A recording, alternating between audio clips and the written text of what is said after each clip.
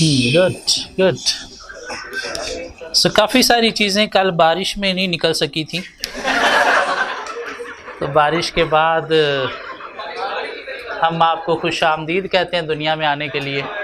हाँ, काफ़ी सारी चीज़ें होती हैं ना जो बारिश के बाद निकलती हैं, और जो लोग कल बारिश में आ गए वो कैसे आ गए? तो इनको तैरना आता था, ये तैर के आ गए, और जो डड्डू थे उनको तैरना नहीं आता था, वो नहीं आ सके। सो चैप्टर 11 स्टार्ट करते हैं। 8 में कोई मसले मसाइल तो नहीं है। कल हमने एक्सरसाइज कवर की 8 की, तो जो लोग कल एब्सेंट थे प्लीज़ वो चैप्टर 8 की एक्सरसाइज खुद से कवर करेंगे। कोई इशू हो तो डिस्कस कर सकते हैं कवर करने के बाद। कमिंग फ्राइडे को हमारा चैप्टर 8 का टेस्ट होगा।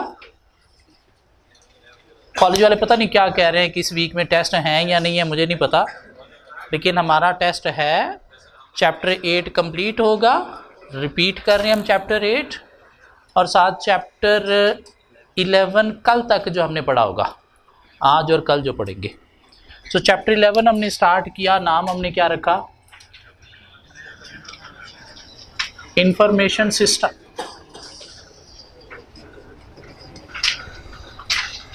लेकिन इंफॉर्मेशन सिस्टम में जाने से पहले कुछ चीज़ें हम बचपन से पढ़ते आ रहे हैं, शायद क्लास 2 से आपने पढ़ना शुरू की होंगी। कंप्यूटर सिस्टम क्या होता है? ये कंप्यूटर क्या होता है? एक डिवाइस है। कंप्यूटर इलेक्ट्रॉनिक डिवाइस है जो क्या करती है? इनपुट रिसीव करती है, उसको प्रोसेस करती है, और उसके बाद प्रोड्यूस करती है क्या? Output. So an electronic device which receive input data, process it and provide output. लेकिन सिर्फ प्रोसेस ही नहीं करती, साथ क्या करती है? उसे स्टोर भी करती है। क्या ख्याल है? मीन सिर्फ प्रोसेसिंग ही नहीं, साथ डाटा जो रिसीव होता है या जो आउटपुट प्रोड्यूस की जाती है या जो प्रोसेसिंग है उसकी स्टोरेज भी होती है। दिस मीन कंप्यूटर सिस्टम के कुछ 4 कंपोनेंट्स हैं। इनपुट लेने के लिए कुछ इनपुट डिवाइसेस एक कंपोनेंट है, आउटपुट प्रोड्यूस करने के लिए आउटपुट डिवाइसेस एक कंपोनेंट है, स्टोर करने के लिए स्टोरेज डिवाइसेस भी एक कंपोनेंट है, और प्रोसेसिंग कहाँ पे होती है? सीपीयू पे। तो एक ही क्या है? ये चौथा सीपीयू कंपोनेंट है। अब हमें क्या करना है? इन कंपोनेंट्स की टाइप्स जो हैं वो लर्न करनी है। इनपुट डिवाइसेस क्या क्या हैं वो लर्न करनी है, आउटपुट डिवाइसेस लर्न करनी है, स्टोरेज डिवाइसेस लर्न करनी है, और सीपीयू मीन कंप्यूटर सिस्टम की कितनी टाइप्स हैं वो लर्न करनी है। क्यों? एग्जामिनर पेपर में टेस्ट करते हैं, और पास में कोई 3 दफ़ा इनपुट डिवाइसेस टेस्ट कर चुके हैं, कोई 3 दफ़ा स्टोरेज डिवाइसेस टेस्ट कर चुके हैं। हाँ, ये कंप्यूटर सीपीयू की टाइप्स अभी तक टेस्ट नहीं हुई। आउटपुट डिवाइसेस 1 दफ़ा टेस्ट हुआ है। सो सीपीयू की बात करें या टाइप्स ऑफ कंप्यूटर की बात करें तो कहता है ये कंप्यूटर सिस्टम की टाइप्स क्या हैं।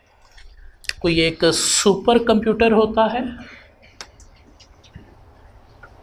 कोई मेन फ्रेम कंप्यूटर होता है,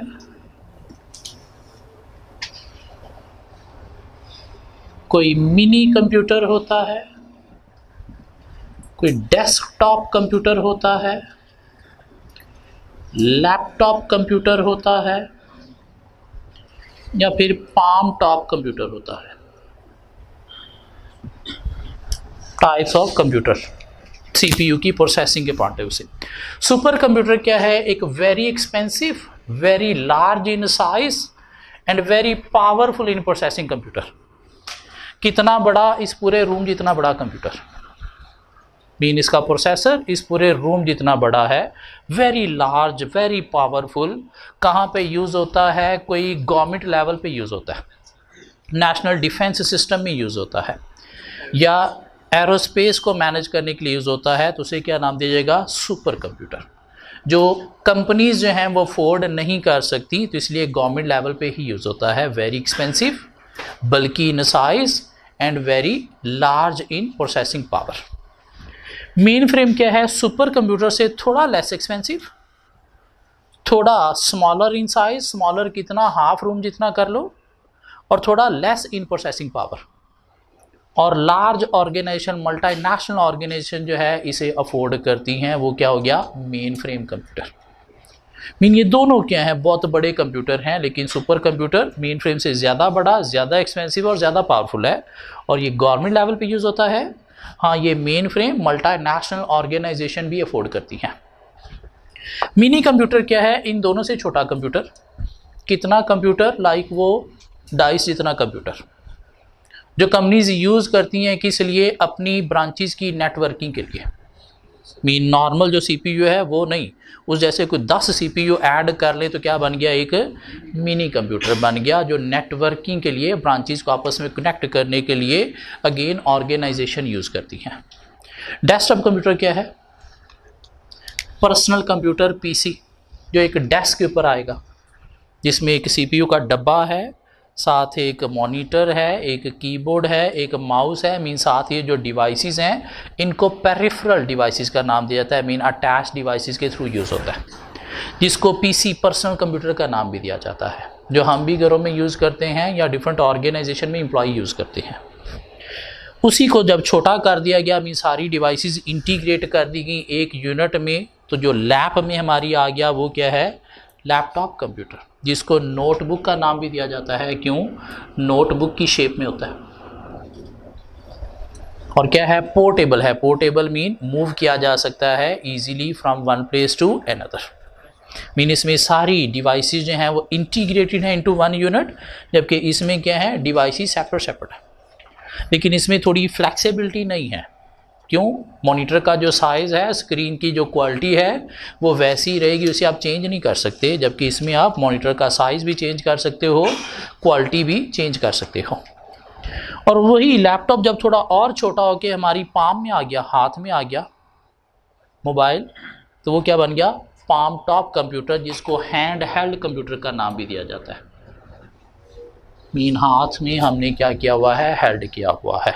हाँ, प्रोसेसिंग थोड़ी जो है एज़ कम्पेयर टू डेस्कटॉप या लैपटॉप इस पाम टॉप कंप्यूटर की कम है, लेकिन आगे नई नई जो एडवांसमेंट आ रही है उसमें प्रोसेसिंग, इवन कैपेसिटी, स्टोरेज भी इंक्रीज़ हो रही है। ठीक है, कुछ टाइप्स ऑफ कंप्यूटर जो हमें लर्न करनी है, आज तक एग्जामिनर ने टेस्ट नहीं की, छोड़ा हुआ है हमारे लिए पहला पेज चैप्टर 11 का, कुछ 4-5 नंबर के लिए टेस्ट हो सकता है। On page 167. So computer is an electronic device that process data, convert it into information that it useful to people. Any computer, regardless of its type, is controlled by programmed instructions which give the machine a purpose and tell it what to do. Mean जो भी processing होती है वो according to programs, mean instructions होती है। A computer system comprises 4 key components. Input devices facilitate the introduction of data and information into the system. Output devices facilitate the extraction of processed information from the system. The central processing unit, CPU, is the brain of the computer that takes the input, process them, and then output the results. And finally, some type of storage facilities is useful to enable data to be saved for future use. Computer hardware क्या है? The mechanical devices that make up the computer are called hardware. Mean mechanical devices, जो components हैं वो क्या है? Hardware हैं, और उसके अंदर जो प्रोग्राम्स चल रहे होते हैं उसे क्या नाम दिया जाता है? सॉफ्टवेयर का। Hardware is any part of your computer that has a physical structure, mean जिसे हम फिजिकली टच भी कर सकते हैं। सॉफ्टवेयर को फिजिकली टच नहीं किया जा सकता, क्यों? वो सिस्टम के अंदर है। A computer's hardware consists of interconnected electronic devices that you can use to control the computer's operations, input and output. Mean input, output, storage devices सारी क्या है? Hardware. The different types of computer that you might encounter as an accountant would typically include supercomputer, used only in the very largest system, for example, national defense and aerospace. Very expensive, bulky in size, most powerful. Mainframe, the most powerful computers typically found in multinational and other large businesses. For example, an airline or oil company not as powerful as a supercomputer yet incredible powerful. And mini computer less powerful than mainframe computer although not portable like smaller models below. Desktop personal computer, a computer placed at the user desk with its own processing capabilities. PC can operate as a standalone computer or they can be linked as terminals to a network where the PC function as an input output devices but the processing is executed by another device on the network. Means centralized decentralized दोनों तरह की processing हो सकती है कि हर user को सिर्फ एक कीबोर्ड माउस मॉनिटर दिया गया है, प्रोसेसिंग एक मेन सेंट्रलाइज प्रोसेसर में सारी प्रोसेसिंग हो रही है, या डिसेंट्रलाइज प्रोसेसिंग भी हो सकती है कि हर यूज़र के पास अपना अपना CPU भी पड़ा है जहाँ पे वो अपनी अपनी प्रोसेसिंग कर रहा है। पोर्टेबल लैपटॉप कंप्यूटर जिसको नोटबुक कंप्यूटर का नाम भी दिया जाता है, similar concept to PC but much smaller and portable. And handheld palm-top computers, handheld computers are PDA, personal data assistants, and even many smartphones, mobile phones with large touch-sensitive input screen have much of the functionality found on PC. तो कुछ 6 types of computer हम explain कर सकते हैं। नीचे एक छोटी सी definition उसने दे दी, ग्लोबलाइजेशन। ग्लोबलाइजेशन क्या है कि दुनिया में कहीं पे भी बैठे हुए थ्रू वाईफाई कनेक्शन आप अपनी ऑर्गेनाइजेशन के अंदर जो डाटा है उसे एक्सेस कर रहे हो, तो ये क्या है, ग्लोबलाइजेशन। मीन अपनी ऑर्गेनाइजेशन के किसी कंप्यूटर में कोई फाइल पड़ी है तो आपने थ्रू वाईफाई क्या किया, पासवर्ड के थ्रू उस सिस्टम को लैपटॉप के थ्रू एक्सेस किया और उस फाइल को यूज़ कर लिया, तो ये क्या है, ग्लोबलाइजेशन। एक नीचे उसने डेफिनेशन और दी है, इंट्रानेट, और एक चीज़ होती है एक्स्ट्रानेट। इंटरनेट नहीं, इंट्रानेट। इंट्रानेट क्या है कि दो कंपनीज के जो नेटवर्क हैं इनको जब आपस में कनेक्ट किया जाएगा थ्रू वाईफाई कनेक्शन, तो ये है एक्स्ट्रानेट। इंट्रानेट क्या है कि एक कंपनी के अंदर जो डिफरेंट कंप्यूटर्स की आपस में नेटवर्किंग है, एक कंपनी के अंदर, एक ऑर्गेनाइजेशन के अंदर डिफरेंट कंप्यूटर्स की जो आपस में नेटवर्किंग है, लिंक है, उसे क्या नाम दिया गया है, इंट्रानेट। और जब एक इंट्रानेट दूसरे इंट्रानेट से कनेक्ट होगा तो ये क्या बन जाएगा, एक्स्ट्रानेट। मीन एक ऑर्गेनाइजेशन के अंदर जो लोगों के आपस में कंप्यूटर की नेटवर्किंग है वो क्या है, इंट्रानेट। कैसे कनेक्ट होते हैं, वायर के थ्रू भी हो सकते हैं, वायरलेस भी हो सकते हैं। लाइक इधर जो फाइलें पड़ी हैं वो ये सारे एक्सेस कर रहे हैं, तो ये क्या है, इंट्रानेट। और जब एक ऑर्गेनाइजेशन का इंट्रानेट दूसरे इंट्रानेट से कनेक्ट होगा थ्रू इंटरनेट, जिसे क्या नाम दे दिया जाएगा, एक्स्ट्रानेट। सो ग्लोबलाइजेशन क्या है कि दुनिया में कहीं पे भी बैठे हुए अपनी ऑर्गेनाइजेशन के इंट्रानेट को एक्सेस करना थ्रू वाईफाई, ये क्या है, ग्लोबलाइजेशन। और इंट्रानेट है क्या, एक ऑर्गेनाइजेशन के अंदर जो कंप्यूटर्स का नेटवर्क है वो क्या है, इंट्रानेट। और एक इंट्रानेट जब दूसरे इंट्रानेट से कनेक्ट होता है थ्रू इंटरनेट, तो ये क्या बन जाएगा, एक्स्ट्रानेट। सो क्या लर्न करना है इस पे, इसे हमने कंप्यूटर को डिफाइन करना आना चाहिए। क्लास 2 से शायद हम पढ़ते आ रहे हैं। ये टाइप्स ऑफ कंप्यूटर भी शायद हमने मैट्रिक से पहले पढ़ी हुई हैं, 5, 6, 7, 8 की बुक्स में थी ये चीज़ें। क्या ख्याल है, कोई नई चीज़ नहीं है, ऑन वर्डिंग में लिखा जा सकता है। नई चीज़ आज हमें क्या पता चली, इंट्रानेट क्या है और एक्स्ट्रानेट क्या है, शायद ये भी हमने पहले कभी पढ़ा होगा। AFC में पढ़ा हुआ है, AFC में था, चलिए ठीक हो गया। ये इनपुट डिवाइसेस क्या होती हैं,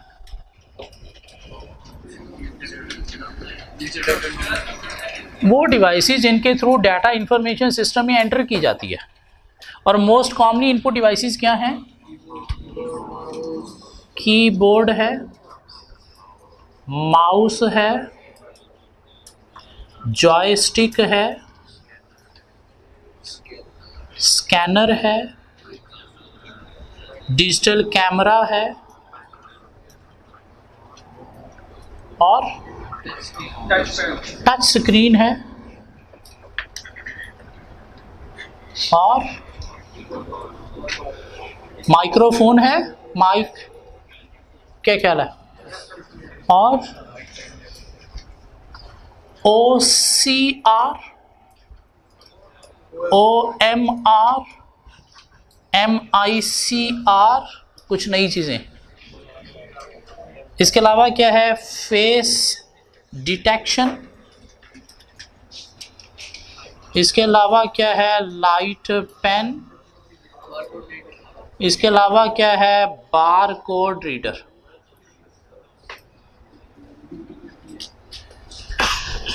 इनपुट डिवाइसेस। कीबोर्ड एक इनपुट डिवाइस है जहाँ पे हम कीज़ को प्रेस करते हुए सिस्टम में डाटा, टेक्सचुअल डाटा या सिंबल डाटा जो है वो एंटर करते हैं।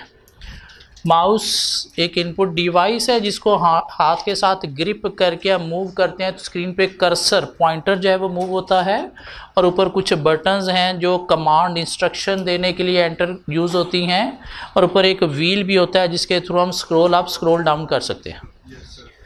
इस तरह से माउस की तरह की एक और चीज़ होती है जिसको नाम दिया जाता है ट्रैक बॉल का।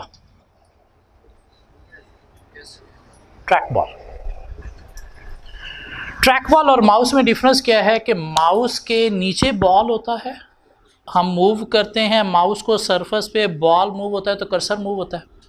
अब वो बॉल माउस जो है वो रिप्लेस हो गया है लेज़र लाइट के साथ। क्यों? वो बॉल हम निकाल के खेलना शुरू कर देते थे तो माउस ज़ाया हो जाता था, इसलिए लेज़र लाइट माउस आ गए, और लेज़र लाइट माउस फास्टर हैं in response as compare to ball mouse. उसी तरह माउस की तरह की एक डिवाइस है ट्रैक बॉल, जिसमें बॉल नीचे नहीं, बॉल ऊपर है। अब हमने माउस को ग्रिप करके मूव नहीं करना, हमने रिस्ट से, फिंगर से बॉल को मूव करना है, और उसी बॉल को ही प्रेस करने से क्लिक जो है इंस्ट्रक्शन कंप्यूटर में जाएंगी। किसके लिए बनाए गए हैं? मेनली डिसेबल्ड पीपल के लिए, जिनके हाथ नहीं है, माउस को ग्रिप नहीं कर सकते, तो अपनी रिस्ट के साथ बॉल को मूव करके उसी को प्रेस करके क्या करेंगे? इंस्ट्रक्शन सिस्टम में एंटर करेंगे। जॉयस्टिक क्या है? गेम में खेलने वाला हैंडल। क्या ख्याल है? एक लीवर जिसको मूव करने से कर्सर या जहाज या कोई चीज़ मूव होगी स्क्रीन पे, उसके ऊपर कुछ बटन्स हैं जो फायरिंग हीटिंग के लिए काम करते हैं। क्या ख्याल है? वो गेम खेलने वाला जो हैंडल है वो क्या है? जॉयस्टिक है। स्कैनर एक इनपुट डिवाइस है जो एक पेज के ऊपर जो डाटा है उसको सिस्टम में एंटर करने के लिए यूज़ होता है। क्या ख्याल है? इनपुट डिवाइस है जो एक पेज के ऊपर जो डाटा है उसको सिस्टम में एंटर करने के लिए यूज़ होता है। लेकिन स्कैनर क्या करता है? पेज के ऊपर जो डाटा है उसको एज ए इमेज सिस्टम में एंटर करता है, एज ए टेक्स्ट नहीं। अगर हम चाहते हैं कि पेज के ऊपर टेक्स्ट लिखा हुआ है ये एज ए टेक्स्ट एंटर हो ताकि हम वर्ड में जाके इसे एडिट कर सकें, तो फिर स्कैनर के साथ एक सॉफ्टवेयर का होना ज़रूरी है, OCR, ऑप्टिकल कैरेक्टर रिकग्निशन। हाँ, अगर ये सॉफ्टवेयर स्कैनर के साथ है तो ये पेज के ऊपर जो डाटा टेक्स्ट का है उसको एज ए टेक्स्ट एंटर करेगा। अगर OCR सॉफ्टवेयर नहीं है तो फिर स्कैनर क्या करेगा? पेज के ऊपर जो भी डाटा है उसको एज ए इमेज एंटर करेगा, और उस इमेज के ऊपर अगर कोई टेक्स्ट है तो उसको एज ए टेक्स्ट एडिट नहीं किया जा सकता। Optical character recognition, optical character recognition जो कैरेक्टर को रिकॉग्नाइज करके एज ए कैरेक्टर में टेक्स्ट एंटर करेगा। डिजिटल कैमरा एक इनपुट डिवाइस है जिसके थ्रू हम क्या कर सकते हैं? पिक्चर्स या वीडियो सिस्टम में एंटर कर सकते हैं, जिसका यूजेज कहाँ पे? हमारी पर्सनल लाइफ में भी है। साथ हम डिफरेंट सॉफ्टवेयर यूज़ करके बंदे को कुत्ता, भालू कुछ भी बना सकते हैं। क्या ख्याल है? आजकल लोगों ने बिल्लियाँ बनाई होती हैं। डिजिटल कैमरा और यूजेज कहाँ पे है? क्राइम कैच करने के लिए, लाइक CCTV कैमरा जो गवर्नमेंट यूज़ करती है। या इसका यूजेज कहाँ पे है? ऑडिटर भी इसे यूज़ करता है। डिजिटल कैमरा को ऑडिटर भी यूज़ करता है कि अगर कंपनी की आपने इन्वेंट्री को वेरीफाई करना है तो बैलेंस शीट में जो इन्वेंट्री आ रही होती है वो 31 दिसंबर, अगर ईयर एंड है तो 31 दिसंबर फाइनल डे पे जो इन्वेंट्री है वही आ रही होती है। तो हमने ऑडिटर्स ने क्या करना होता है? 31 दिसंबर को इन्वेंट्री काउंट करवाना होता है और जाके इंश्योर करना होता है कि वाकई ही जितनी इन्वेंट्री फाइनेंशियल स्टेटमेंट्स में आ रही है उतनी वहाँ पे एग्जिस्ट करती है या नहीं करती। और हमने क्लाइंट को क्या कहना है कि आप 31 दिसंबर को ये हमारे सामने काउंट करो और हम इंश्योर करेंगे कि वाकई इतनी इन्वेंट्री है या नहीं है। लेकिन अगर क्लाइंट की इन्वेंट्री कोई डिफरेंट 50 लोकेशंस पे पड़ी है, तब हर जगह पे जाके 31 दिसंबर को हम काउंट अटेंड नहीं कर सकते। तो कुछ जगहों पे हम क्या करेंगे, कैमराज लगा देंगे, ताकि कैमरा के सामने क्या क्या काउंट हो रहा है वो हम बाद में कैमरा से वॉच कर लेंगे। और कुछ लोकेशंस पे हम खुद जाके अटेंड करके देखेंगे कि वाकई इतनी इन्वेंट्री है या नहीं। सो यूजेज कहाँ पे है, पर्सनल लाइफ में भी है, क्रिमिनल्स को कैच करने के लिए पुलिस भी यूज़ करती है लाइक सीसीटीवी कैमरास, या ऑडिटर भी यूज़ करता है कि इसलिए इन्वेंट्री काउंट जो है वो इंश्योर करने के लिए।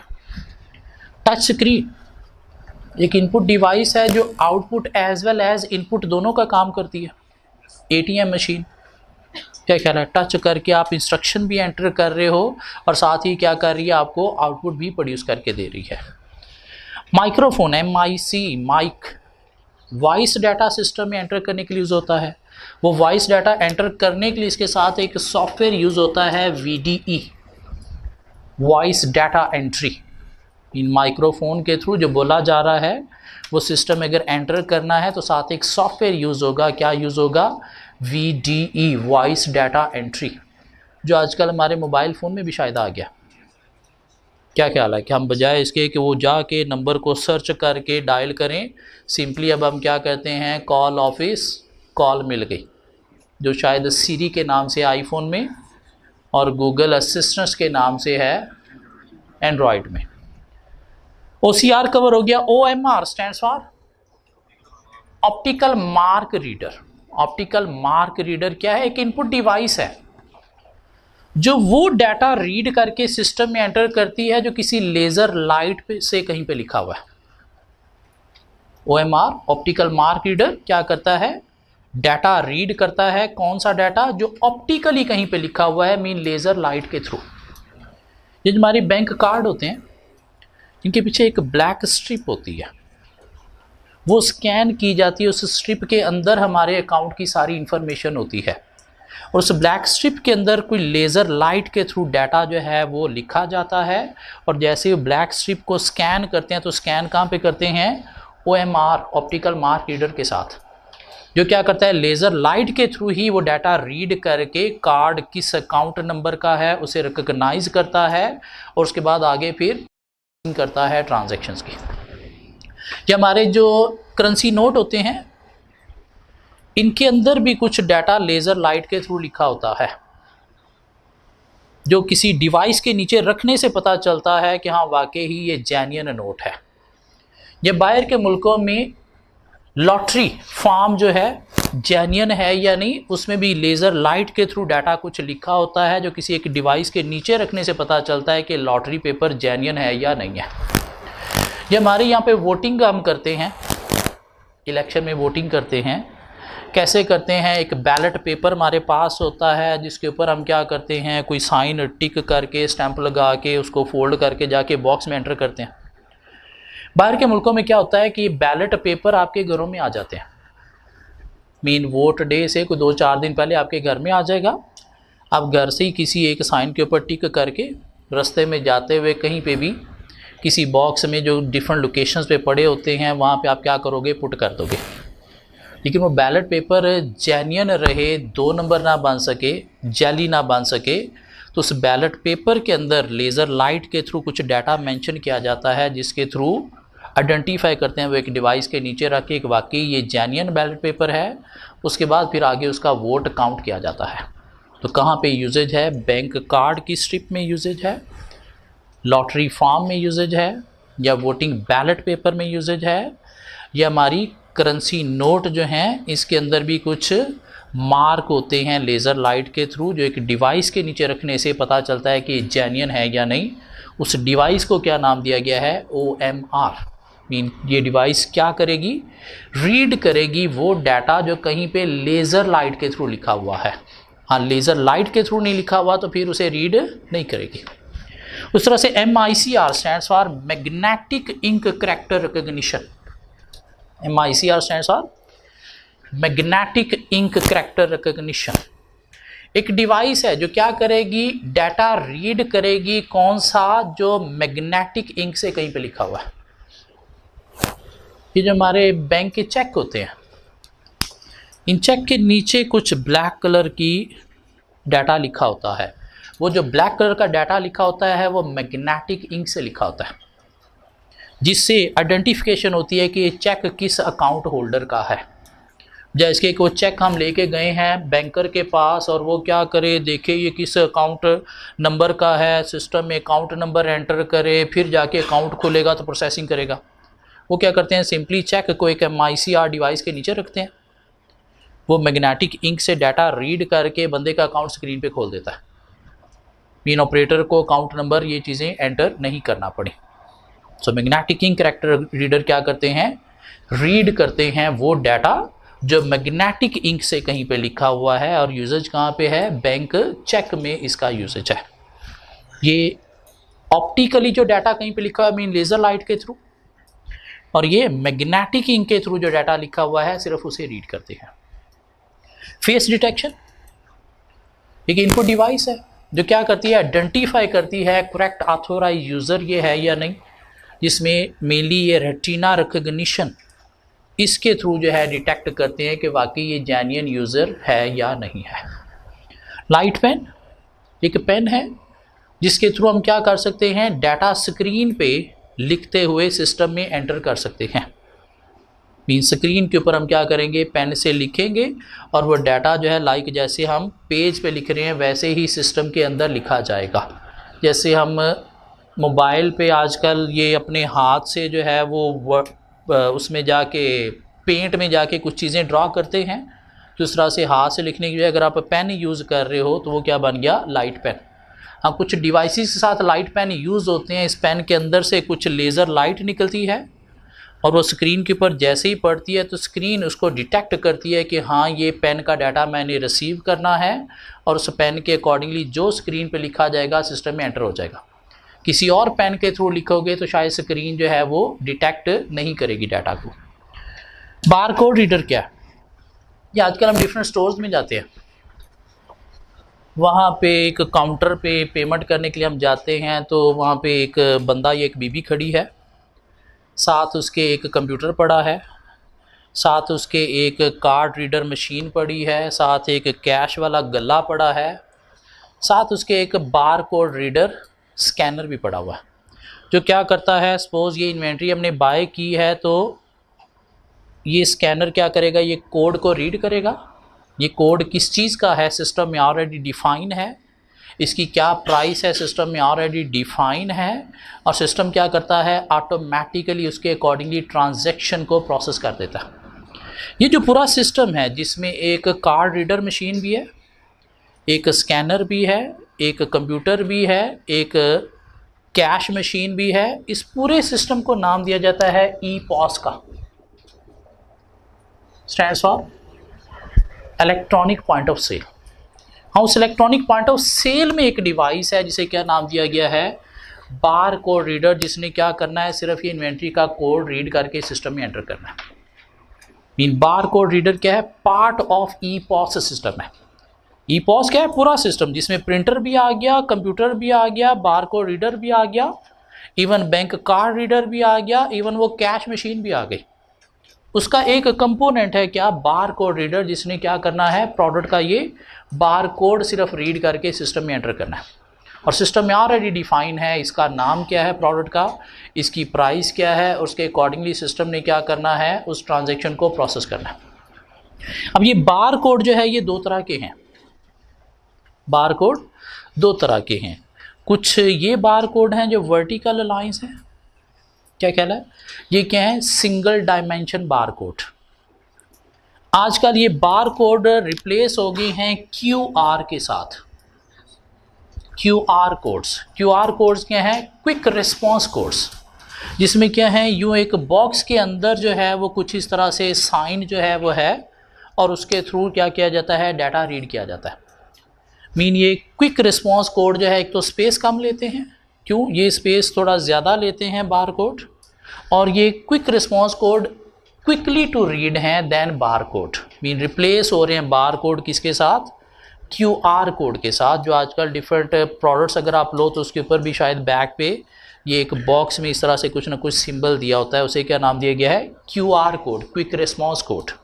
हाँ, ये जो वर्टिकल लाइंस के साथ कोड है, black and white thick lines के साथ, इसी का नाम दिया गया है बार कोड रीडर का। ये ईपॉस सिस्टम के कुछ फायदे हो सकते हैं। ईपॉस सिस्टम के कुछ फायदे हो सकते हैं। फायदे क्या हैं कि इसके थ्रू ट्रांजैक्शन क्विकली परफॉर्म करने में हेल्प मिलती है। इसके through automated receipts mean bill print करने में हेल्प मिलती है।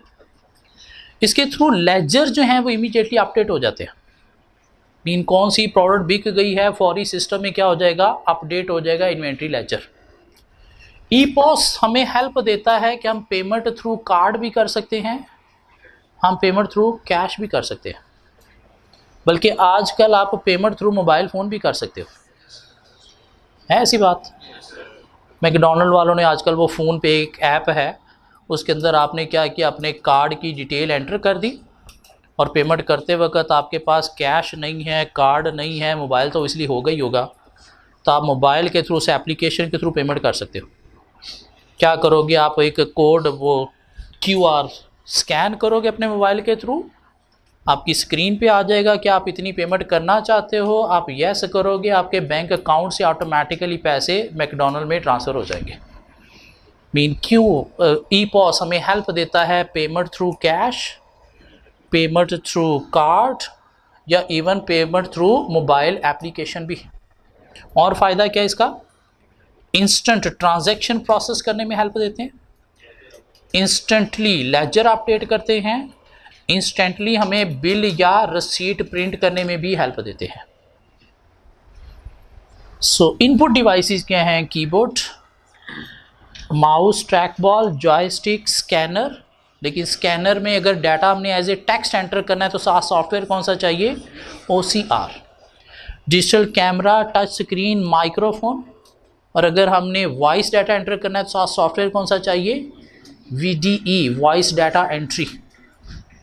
OMR, ऑप्टिकल मार्क रीडर, जो क्या करेगा, ऑप्टिकली डाटा जो कहीं पे लिखा हुआ है, मीन लेज़र लाइट के थ्रू जो लिखा हुआ है उसे रीड करेगा। MICR, मैग्नेटिक इंक से जो डाटा कहीं पे लिखा हुआ है सिर्फ उसे रीड करेगा, लाइक चेक के ऊपर जो डाटा लिखा होता है।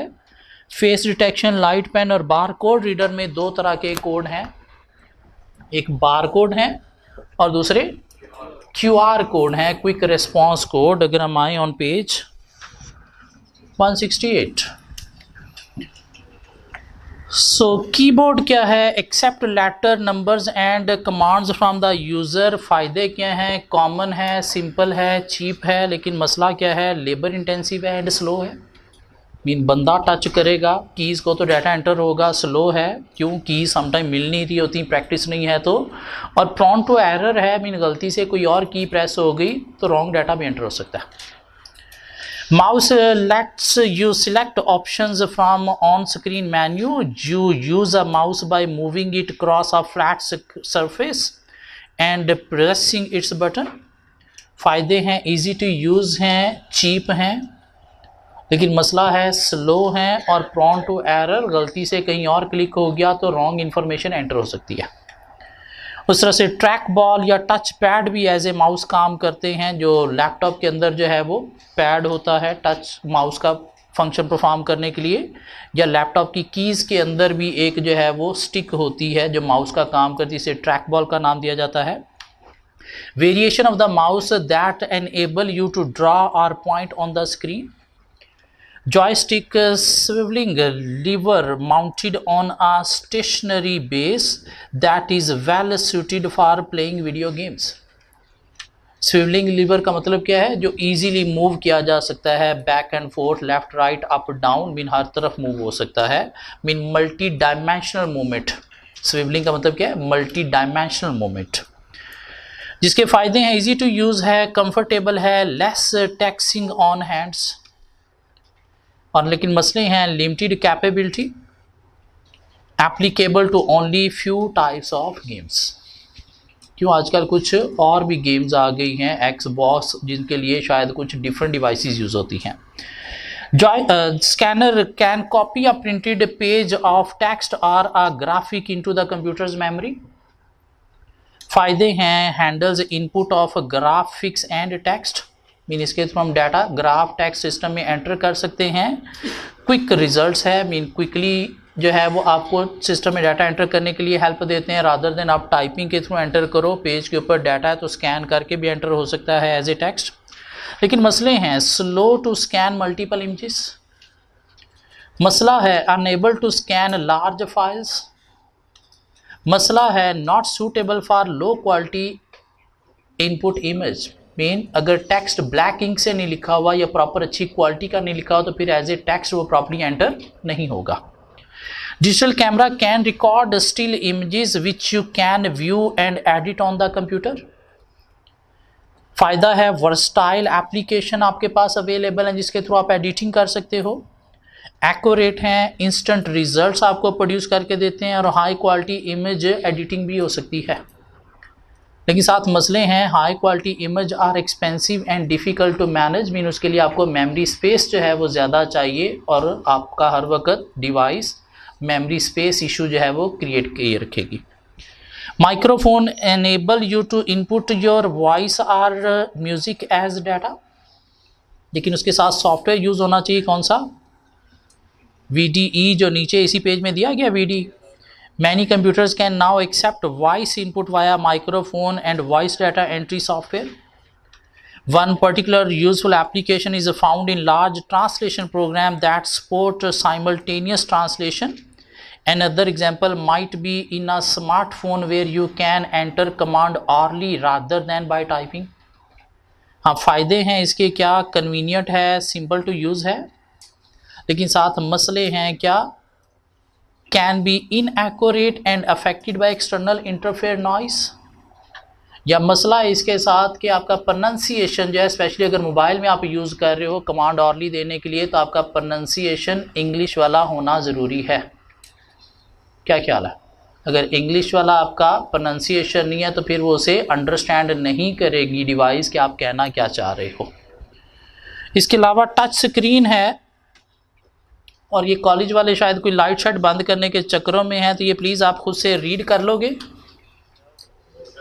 पास में एग्जामिनर 3 दफ़ा टेस्ट कर चुके हैं। एक दफ़ा कोई डिवाइसेस उसने कहा 6 इनपुट डिवाइसेस को एक्सप्लेन कर दें, एक दफ़ा उसने कहा कोई 6 इनपुट डिवाइसेस के नाम दे के एक एक एडवांटेज एक एक डिसएडवांटेज लिख दें, और एक दफ़ा उसने कॉलम मैचिंग में एक तरफ यूजेज दे दिए और एक तरफ डिवाइसेस के नाम दे दिए और कहा इनको मैच करें आपस में। तो बैंक के कार्ड की जो ब्लैक स्ट्रिप है वहाँ पे किसका यूजेज है? बैंक कार्ड की ब्लैक स्ट्रिप में किसका यूजेज है? OMR। बैंक चेक में किसका यूजेज है? MICR। और बार कोड में किसका यूजेज है? बार कोड रीडर या EPOS। भाग जाओ, कल मिलते हैं।